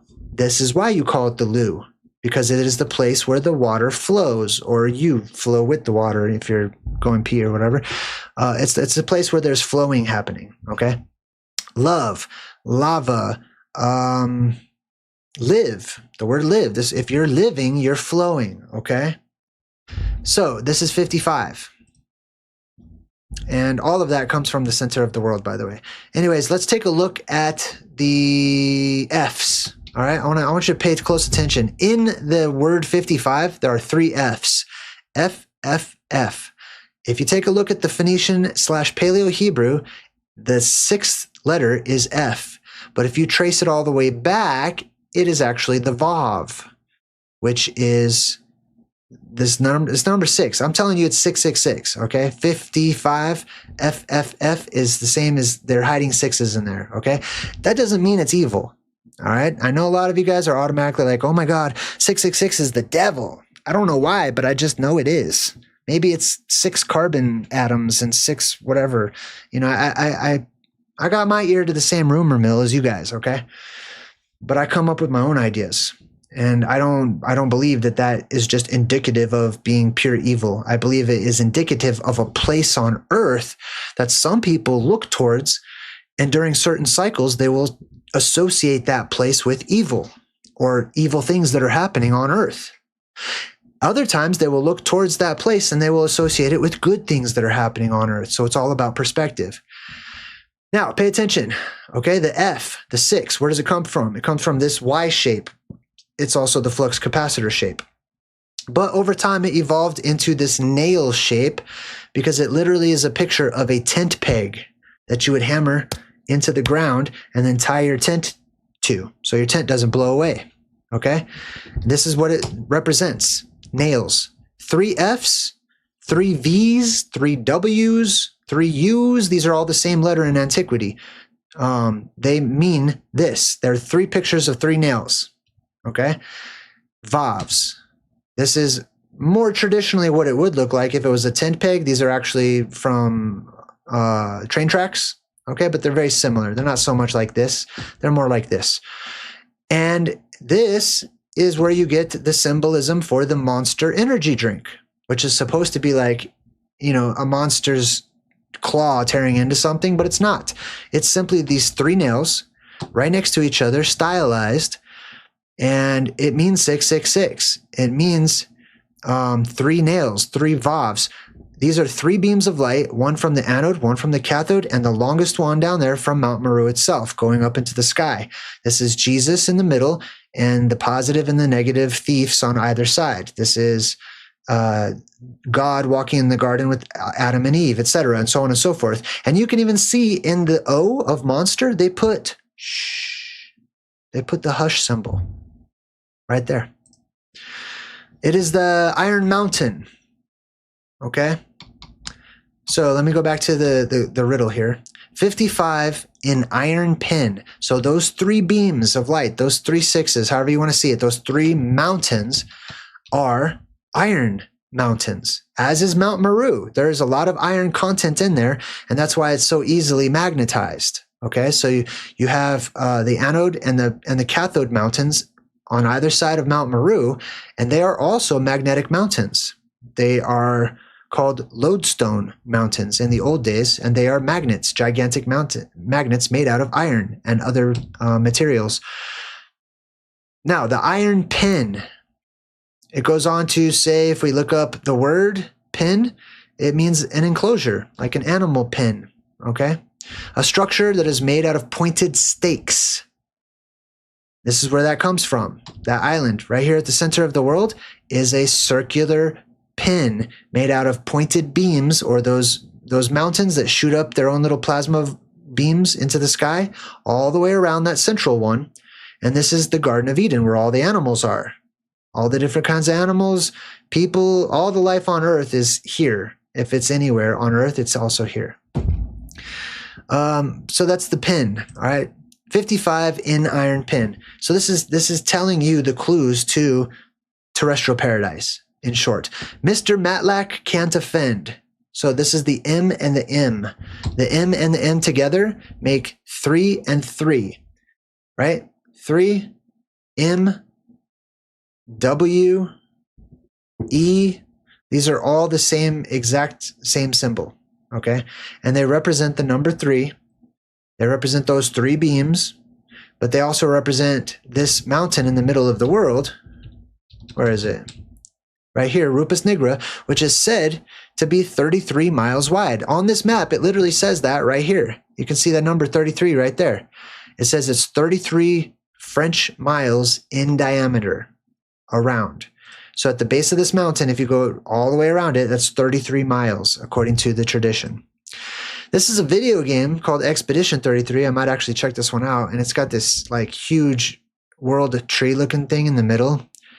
But anytime you see 33, WW, MM, EE, no matter if they're backwards or forwards, that always represents this place right here without fail, every time.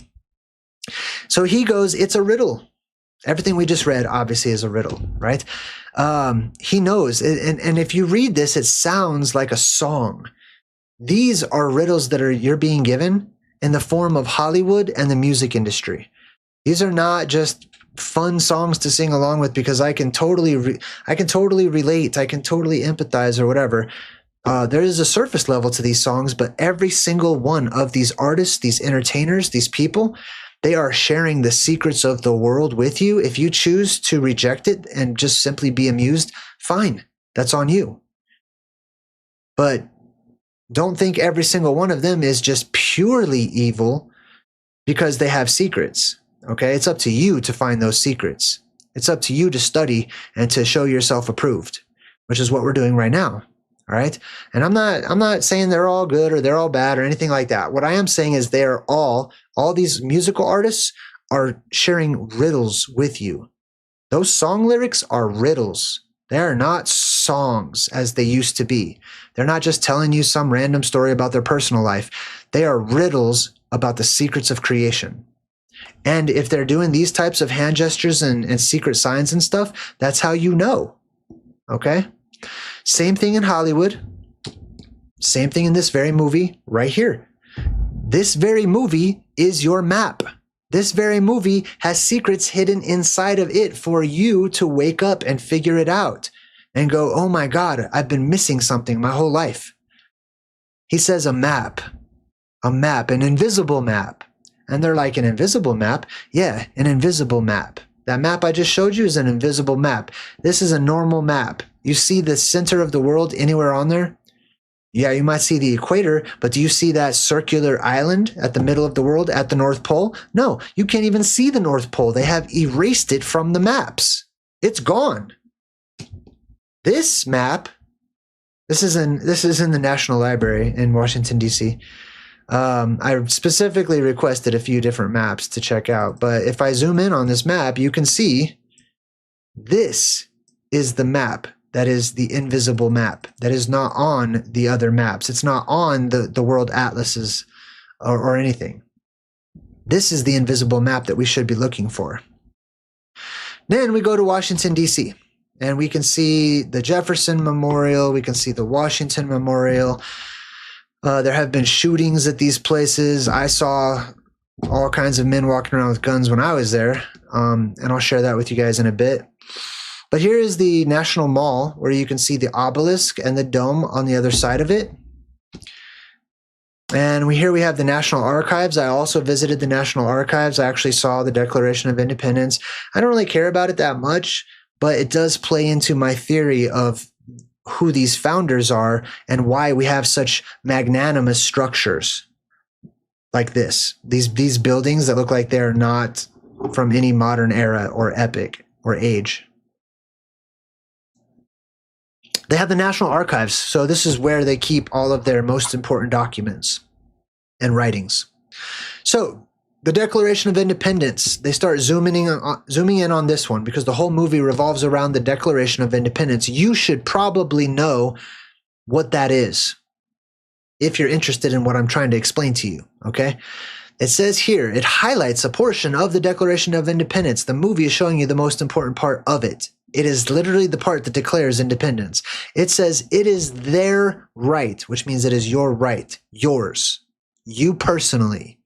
It is your right, your duty to throw off such governments and provide new guards for your future security. What does that mean? That means when the government, when the people who control you and trick you into giving up your naturally inherited rights as a human being born on Earth for certain conveniences, when they become altogether corrupt and you start to realize it, it is your duty, according to the Declaration of Independence, to throw off such a government. Okay? You know what that means. I don't need to make it any simpler than that. He says those who have the ability to take action have the responsibility to take action. Now, don't get me wrong. I know some of you, it's not easy. Okay, life is tough. The system is a well-oiled machine. I get it. But listen, here's the good news. Mother Nature is going to help you out. There will be a greater exodus. There is a time coming when the people will see the signs in the north, in the sky, and they will start leaving their countries. And they will head further north. You know why? Further north is a lot colder. And like I said, the sun is heating up. It's going to start scorching the Southlands. And so people will naturally want to go further north to where it's going to be better temperatures and livable, basically. And there's other reasons people go up north too. My living room lights turned off all by themselves. That's why I'm looking down there. It's kind of weird. Anyways, let's continue on. They both sit down in front of the Washington Monument.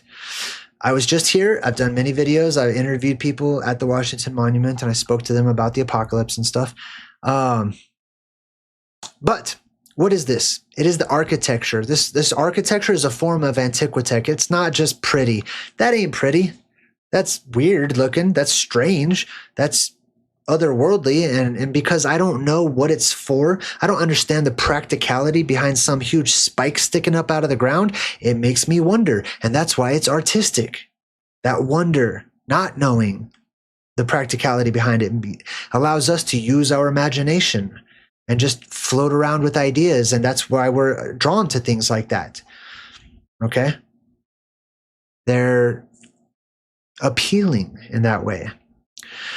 But what it is a gigantic lightning rod, okay? So this was built during a time when the atmosphere was more electrically amplified. I'm going to get more into that when I talk about bells and bell towers and stuff, which comes a little bit later on. But this is to keep electricity that's flowing around like dragons in the sky during yesteryear away from this particular area because of what is underneath that particular area. And trust me, this whole National Mall area going all the way from the Capitol building, which is on the other side, to the Lincoln Memorial where they're sitting, is filled with underground tunnels upon underground tunnels upon underground tunnels. I walked in some. Now, he's going over these different documents, and I caught a picture of this one. It just shows it real quick. But my subconscious picked up on it, and I said, this is interesting. They highlighted these words: temperature, internal pressure, argon content, and vibrations. This is literally the ingredients for the apocalypse, as I've discussed. For example, I talked about argon and the gas argon and its prominent role that it plays in the plasma apocalypse in turning our skies purple recently. Internal pressure, which will be released during rapid depressurization of the inner Earth's atmosphere and our own. Vibrations as a result. This is worldwide earthquakes, etc. The temperature increasing. I mean, it's like right there in front of me. Now, he's checking out the keyboard to see what the password is, and he says it's Valley Forge. Okay. He figures out the girl's password so he can go steal the Declaration of Independence. Valley Forge was a turning point in the American Revolution, he says. I want to talk about, now, first of all, Valley Forge is to me personally, you may have heard of that. And in your mind, you're probably thinking like, that must be where we had this huge battle or something. That must be where the turning point of the, no, that's where people tucked tail and went and hid. And that's why it's called Valley Forge. A forge is like a place of safety or whatever in the valley. That's where all the Americans went and chilled for a while, literally. And they were trying to survive harsh winter conditions while the British allegedly were coming after them. And so many of them kept dying that they say Valley Forge really toughened them up into soldiers. This is literally why Valley Forge is famous. Valley Forge, all that crappy, like it's famous because it's garbage. It's a shitty, excuse my language, a crappy place to be. And so many people kept dying in Valley Forge that they felt like that was making them tougher soldiers. This is really why Valley Forge is famous, okay? But if you look up the story of the Revolutionary War, it starts to fall apart. It doesn't really make a lot of sense, okay? The British, oh no, oh my God, England, yeah, they must have been way bigger compared to the 13 colonies. And you imagine like the United Kingdom or Great Britain or whatever, coming against these 13 tiny little colonies. Not so. There was 50,000 approximately British soldiers that had to take boats all the way out here to basically what was the unknown world at the time that had barely been mapped out, okay? Figure out where in all of the East Coast to land, get off of their boats, basically have their own D-Day, because we know they have to land on the beach somewhere. And they're going to face approximately 2.5 million Americans, 500,000 of them male and of fighting age. They were outnumbered 10-1. So me personally, I don't believe the official stories that were given about, how we like really struggled fighting against the British or whatever. Plus we had France's help too. So I'm sorry, but I don't buy any of those official stories. Now, this is interesting. The movie gets even more interesting as he is stealing this national treasure. He's stealing the Declaration of Independence. He's stealing a historic document. Why? For the greater good. Well, that's super interesting to me personally. Let me come back to that because these bad guys are about to get out some guns and we're going to have an active shooter situation in Washington, D.C. in the movie. Active shooter comes at him, starts pow, pow, pow shooting in Washington, D.C. No security. Nobody down there doing anything about it. Like they've just easily taken out security. This is happening now. Okay, what the movie is showing you, both with the Declaration of Independence and the shooters, is happening right now and has been happening if you've been paying attention, okay? We just recently had this active shooter that was shooting a revolver. This is a revolver. It has 6 bullets, okay? In the White House area, okay? And if you saw any of that news stuff, you probably heard the alleged gunshots. There was about 30 or 40 gunshots. This guy had 6 bullets max, okay? Where he was standing, if it was his intention to kill anybody, it stands to reason he would get as close as possible to do that, but he didn't. He was allegedly standing far away. And then, like, the highly trained guards at the White House decided to shoot 30 or 40 rounds into this dude with the public right behind him, not even caring about the public or the crowds or anything. Okay, all of this is highly suspicious to me personally. Okay, I don't believe this. I haven't seen one interview with an actual eyewitness that looks somewhat credible. I saw one guy that looked like he was on drugs, but like I feel like they paid him, honestly. But all these stories, all these shootings and stuff that are happening. There was the ballroom one. You have this guy that came out of this back room over here with a rifle. A big long rifle just comes out of this janitor's closet while they had taken down this other metal detector. And this is the security. This is the people guarding the president and the cabinet and all these prominent people leaning up against the wall. This one guy over here is not even paying attention to the only place where you can come in, the place where he's guarding. not looking at anything. Literally right before that guy came out of this closet, a cop went in there with a dog, a police dog that smelled this guy and followed him into the janitor closet. That cop just decides to walk away and no problem. 2 seconds later, the guy runs out after the dog. You could kind of see the dog on the leash right there. Went in after him. The guy comes out, rushes past everybody, allegedly to go shoot the president. I don't believe in any of these shootings, okay? I think these are stories that are being made up. I know I'm a little off track, but hey, let's go with it for a second, okay? Immediately after that happens, and they're like, see? Look what happened when we tried to have a ballroom outside of White House grounds. Look, someone tried to kill all of us, see?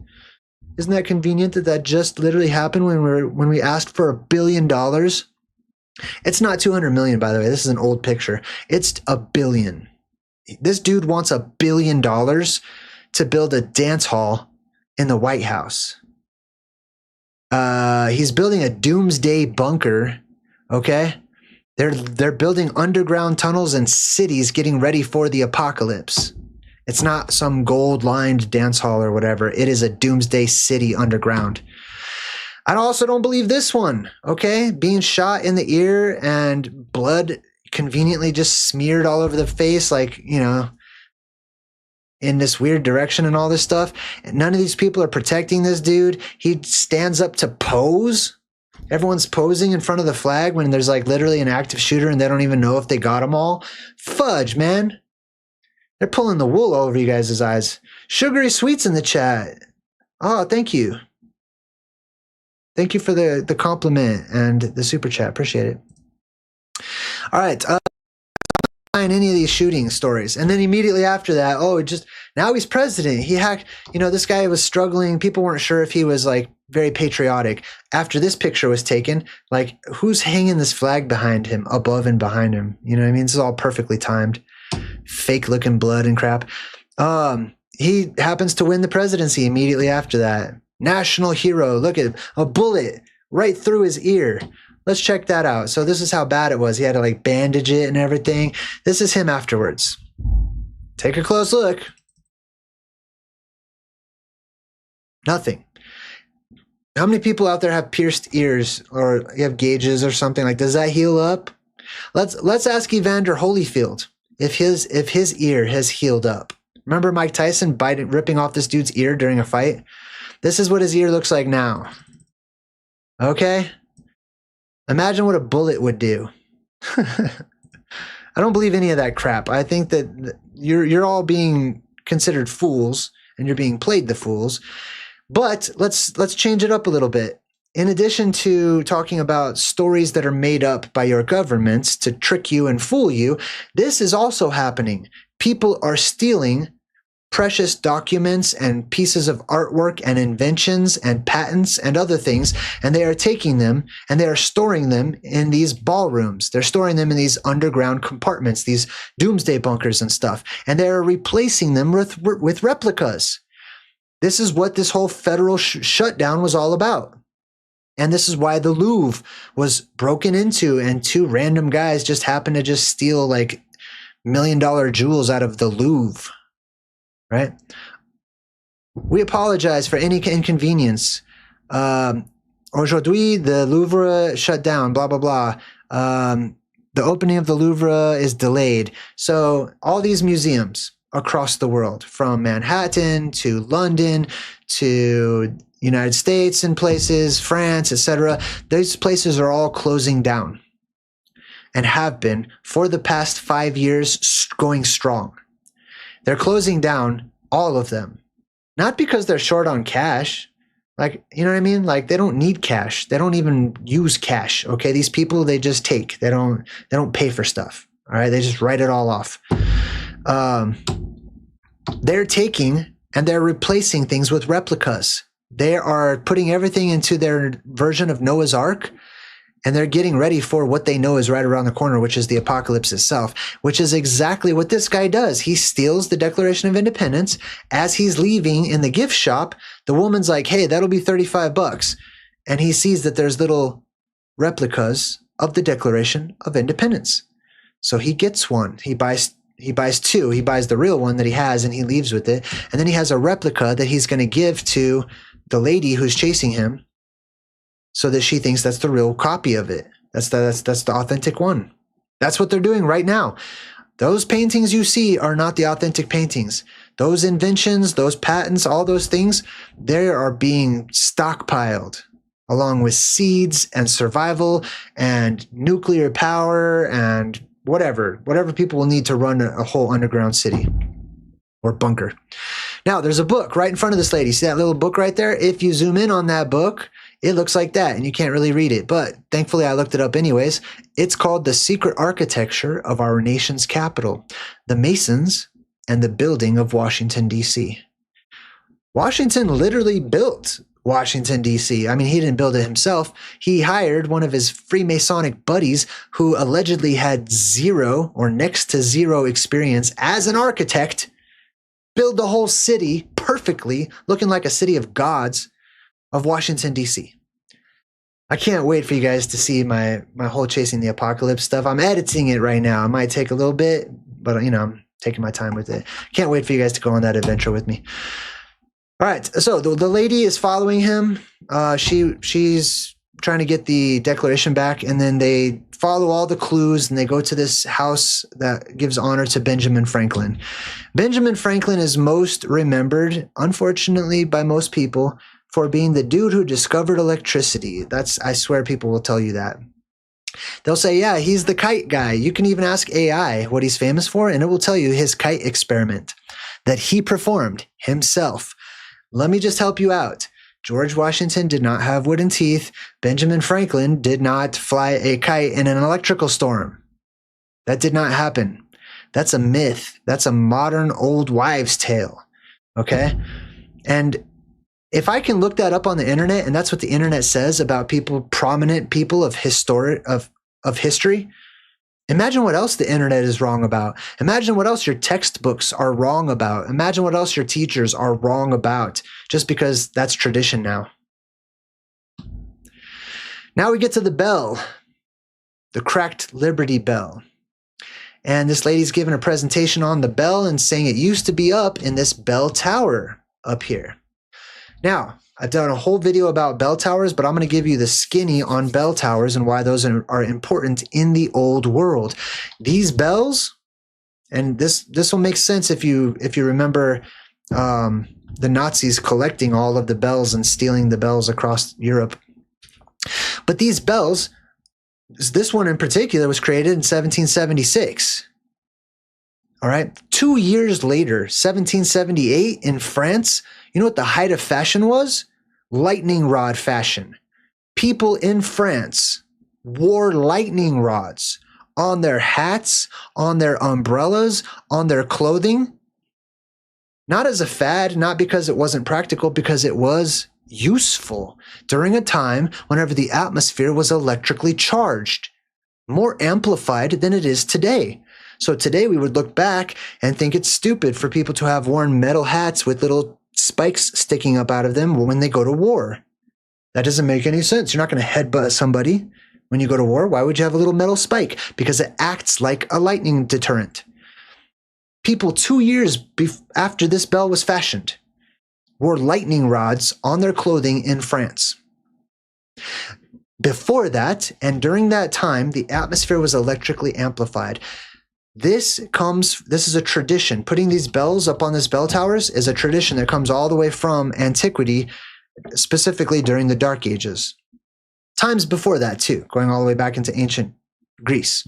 But during the Dark Ages was a time whenever our atmosphere was severely electromagnetically amplified, and people saw what they considered to be fireworms undulating about in the sky, which is really the auroras or the glory of God itself descending upon the earth, which is electricity in high dosage and powerful conduits coming down to the earth. When people would ring these bells, it would disrupt the pressure in the surrounding area, which would get rid of those plasma filaments or the dragons or the trolls or whatever name people had for these things that were attacking these holy structures and buildings and stuff.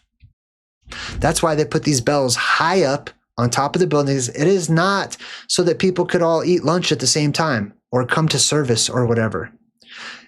Is that a byproduct? Could it be used as such? Yes, it can, especially over time. Sometimes these bells would ring by themselves.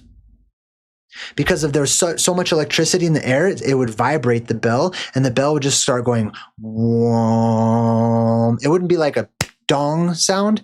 It would just be like a constant ghostly moaning coming from the bells. But anyways, these bells protected people. They were like weapons against what was seen as evil forces. Anyways, back to the movie. He's putting on his little blue and red glasses to read the secret code. And when he looks at it, it says here at the wall. This is where the treasure will be located, is here at the wall. He says Wall Street in Manhattan, in New York, follows the path of an actual wall. Long time ago. The original Dutch settlers built as a defense this wall to keep the British out. So Wall Street used to actually have a big, huge wall that was put up by the Dutch, allegedly, right? The main gate was located at a street called Here, spelled with 2 E's. So here at the wall, okay? Later, De Here, which was the name of the street, I'll explain the name to you, okay? So De Here and Wall Street was renamed Broadway after the British got in. So the British got in and they trampled upon that street, making it more broad and wide. It became the Broadway. Now let's look this up. So De Here Street, which is now, what was it? Wall Street or whatever. Here in Dutch means, boom, God. It means the Lord. And the clue to find the treasure was here, this here, at the wall. So God, the Lord, the ruler of the earth, the highest ranking person. This is why they say in German, like Liechtenstein or whatever. That Herr means here. It's the same word. Here at the wall. God at the wall. This place has walls all the way around it. Okay? In order to get into Hyperborea, in order to get past get into freaking Atlantis and the Garden of Eden and stuff, you have to get past these walls. This is not a mountain range. This is not like you just go casually hiking and backpacking through these mountains. These are those same walls I was showing you earlier when I showed you those basalt pillars and columns. These stretch out for miles and miles in every direction. So if you do find some cracks and crevices in them, you are now entering the labyrinth that guards and protects the center. And you need to navigate the labyrinth, the walls of the earth, the walls of paradise, before you can get into the magical, fun, foresty area that takes you closer to the center or whatever. All right. Here at the wall, God, the Lord at the wall. And then it says beneath Parkington Lane. So now they're at that street, they go into a church, and he says it's beneath the church. The treasure is beneath the church. The church acting as a type of temple, as Solomon's temple in the movie. They go underneath the church. I did this myself when I visited Washington, D.C., by the way. There was a cathedral, the National Cathedral, and I may have, found my way underground. You'll have to catch that one. That'll be on my Patreon whenever I'm done editing it. That was a fun time. That was kind of spooky. I was a little spooked out, honestly. But this is where they bury people underground, okay? You would never put a dead body in the house of God unless you expected God to bring that body back to life, just like Lazarus, okay? That's the only reason why there are catacombs and crypts and stuff underneath these cathedrals. Because the cathedrals were healing centers. They were such powerful healing centers, they could bring the dead back to life at certain points in history. This is why you have dead people buried underneath them.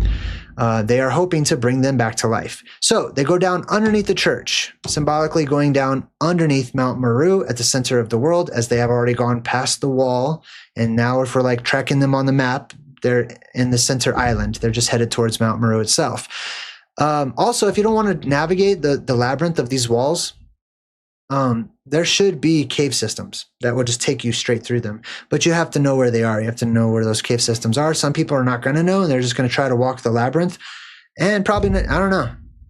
I don't know. Good luck with that. If you go through the cave system, though, like they are, you need to be very careful. I do not recommend taking a torch like this guy has, because there is most likely combustible gases down there, and it will set the entire cave system ablaze if you take a fire down there. Or other gases that will straight up suffocate your fire and you in return, and you'll die by going into a cave system that's got the curse of the pharaoh on it, and you're breathing in toxic gases and you don't realize it. So test out the air before you go into these cave systems. Be careful. Bring glow sticks and stuff like that. You know what I mean? Anyways, so they go underneath the ground, and they're looking at all the architecture of this huge structure under the earth. And he's like, wow, look at the elevators. They had elevators. This is like 1776 time frame, before that probably. Look at the elevators. There's a dumbwaiter system. This guy says, how do a bunch of guys with hand tools build all of this? This is my lunch break. Like, if my lunch break, the YouTube channel was in a movie, it'd be this guy. How do a bunch of guys with hand tools build all of this? Donkeys Incorporated. Wait, and trust me, when you watch my footage from DC, or if you've been there, you know what I'm talking about. You look at these magnificent marble, stone, granite, huge, giant structures. I saw a door that must have been, man, I don't know, 60 feet high? Something like that. It was a door, crazy big, right? How do people with chisels and hammers and donkeys like build all of this? This is before the Wild West. You know what I mean? Like, something's off. Something's very strange happening. And then this guy's like, yeah, the aliens helped him out. Now, they're going down this circular staircase that goes all the way down to the bottom. Anytime you see a circular staircase, this is symbolic of traversing Mount Maru itself. So symbolically, they're inside of Mount Maru, either going down or coming up. Okay, either way, they're about to go into a different place, a different world altogether. They are leaving the surface world and anything they consider to be normal behind, and everything is about to change. Look for this in the movies, and you'll see it all the time. They'll show you a spiral staircase, like every other movie. It shows you a spiral staircase, and then something significant, some huge change happens afterwards. That's because they're going from one world to another.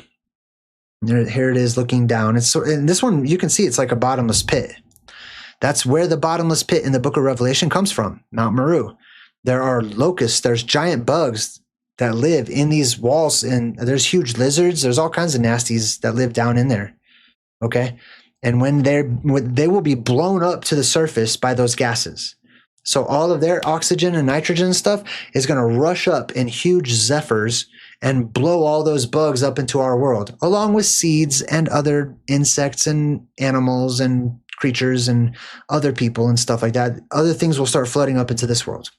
It will truly be Ragnarok, as every type of creature that is unimaginable will suddenly be put into the same jar, and that jar will be shook up, and God's going to watch and see what we all do. Symbolically speaking, of course. Now, they're trying to give the bad guys a false clue, so the bad guys go away. If you're a bad guy, you're gonna pick up on false clues. Okay, that's what the movie's telling you about. We talked about this at the beginning. He says it's a part of Freemasonic teachings. King Solomon's temple, there was a winding staircase. King Solomon's temple is Mount Maru. It signified the journey that had to be made to find the light of truth. It doesn't signify anything. It literally physically exists. There is literally a spiral staircase inside of Mount Maru. Probably naturally made. It's probably riveted, is what I'm guessing. It's probably not actual stairs that are carved out, but probably rivets in the walls. And people can go down them. Because why? Well, what creates those rivets? A spiraling plasma formation that is shooting up out of the earth for 1,000 years. That will do it. So he says it signified the light of truth. One if by land, two if by sea. One lantern. And he's like, look, there's one lantern. That's the clue. What does it mean? And then he basically lied to them to trick the bad guys. Okay. So it's a false clue. And then he says, look, we're not going to die even though they left us down here, because there's another way out. And you can see the Eye of Providence, which is the apex dome right behind him. Don't look at this as an eyeball, okay? Do not do that. Look at this as a portion of the sky that is drooping down. And this is three-dimensional as a very bowl in the sky. The eyeball portion are concentric circles because this bowl has divots on it. I don't know the right word or terminology for that. It has rivets, I should say, not divots. It has rivets, okay? So this is closer to like a ziggurat, this bowl shape, okay? And it hangs down in the sky, and people see an eye in the sky, or what they think is an eye in the sky. So he's like, there's another way out. So there are two ways out. One, down into Mount Maru. Two, up.